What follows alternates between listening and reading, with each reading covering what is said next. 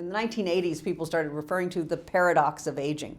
And it was this observation that older people were doing very well emotionally, and rightly, contrasting that with the many problems that we face as we grow older. So, aging is not for sissies. Things go wrong. We lose physical health, social status, we lose loved ones. I mean, there's a lot of difficulty in old age.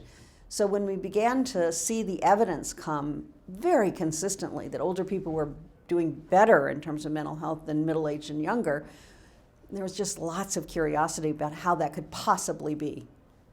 And I think in some ways the empirical evidence took a long time to sink in because people just didn't believe it.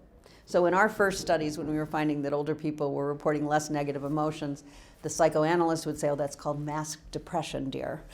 They're really doing terribly, but they just tell you that. And then other people were saying, "Oh, it's because of cognitive decline. They can't remember things well enough to work up a good lather and get really upset." There were other people saying there was atrophy in neural centers in the brain that process emotion, so maybe that accounted for this.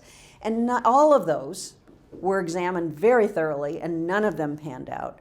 And we began to realize that we really had to take seriously what older people were telling us and what we were observing in laboratory studies, that older people are managing emotion better.